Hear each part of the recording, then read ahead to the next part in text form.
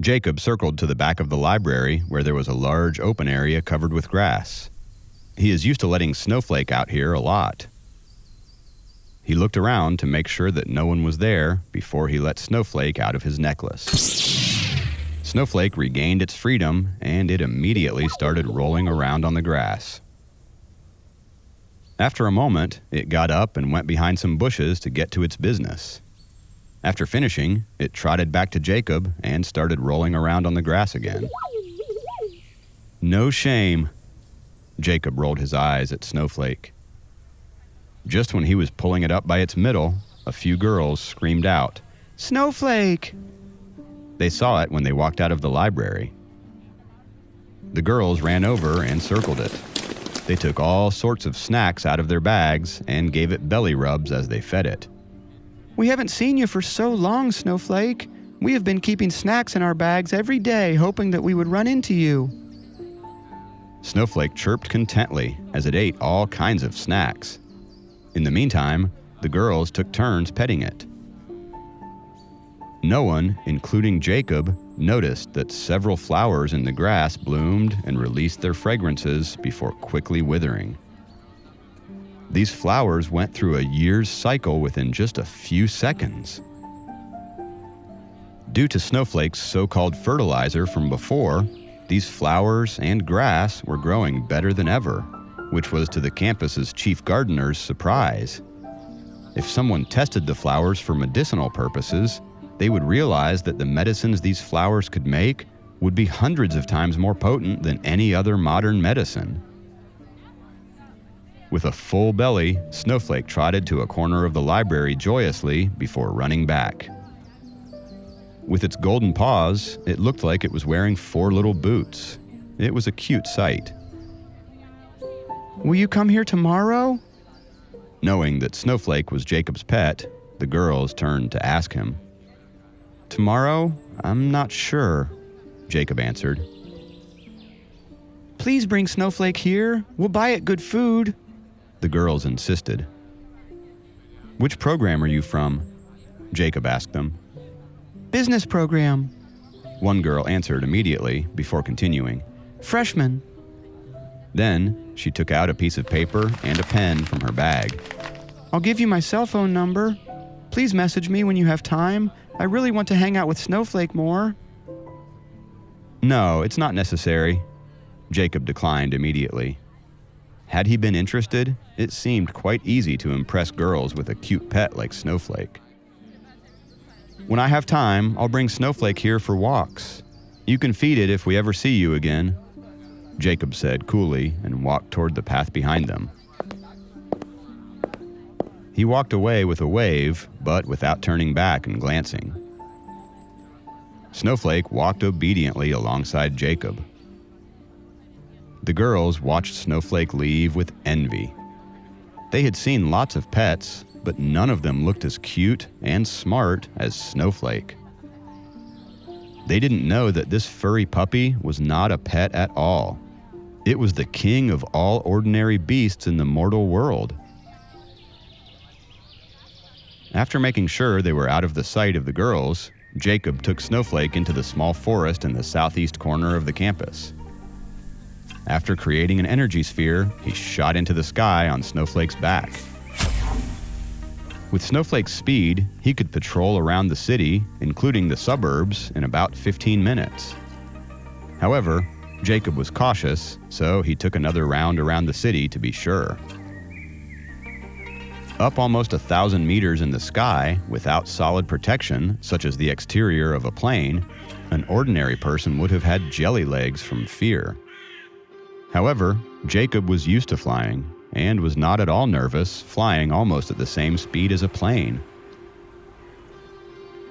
Making sure that nothing was wrong in first heaven above the city, Jacob finished his patrol and flew up to the higher heavens. It was slow to cultivate in first heaven, but the speed of cultivation would increase by a lot if he cultivated in fifth heaven, where the essence intensity was greater. Snowflake shot up through second, third, and fourth heaven before passing the loophole they discovered last time and entering fifth heaven. The fifth heaven had green mountains, clear rivers, and floating clouds and mists. Jacob thought it would be risky for him to enter sixth heaven, so he stayed in fifth heaven to solidify his foundation, even though he knew the essence intensity was greater in sixth heaven. Fifth heaven looked boundless. However, Jacob wasn't interested in exploring its boundaries since he just wanted to find a spot to cultivate. "Snowflake, find a spot with the greatest essence intensity." Jacob bent down and whispered in Snowflake's ear. Snowflake exhaled and sniffed, sensing the essence intensity of the surroundings. The essence intensity of fifth heaven was greater than the land, but it was different in different places. Some mountains were spirit mountains and thus had greater essence intensity than other valleys. Snowflake flew in the air for a while before stopping in a misty valley. This valley was surrounded by mountains and full of thick fog. Jacob inhaled deeply and found that the nature essence was abundant there. It was a good place for cultivation and elixir making. As a demon beast, Snowflake was far more sensitive to nature essence than Jacob, and he trusted its choice. Snowflake suddenly lifted its head and howled, letting out a thunderous roar. The panthers, wolves, tigers, and pumas scattered, and even the birds in the trees flew away. Snowflake emitted the aura of a demon beast. The animals living in fifth heaven were fiercer than those on the land, but none of them dared to mess with a demon beast. Instantly, with rustling sounds, all the animals in the valley moved out. With its roar, Snowflake claimed the valley as its territory. The foggy valley had previously been full of the chirping of the birds and the fragrance of flowers, but now only the sweet fragrance remained. Snowflake landed slowly with Jacob on its back. The terrain of the valley was not even and was covered by all kinds of rare flowers and grass. It seemed to be a natural valley of herbs. Jacob had recently been learning architecture from Helen, but he still couldn't cut the trees and build a hut for himself yet. Looking around, he flew up on Snowflake's back and released his sword energies, formed Snake's sword array, and started to make a cave on the hill. After forming a sword array formation, their power multiplied. 80 sword energies shot into the hill and created a huge hole in it.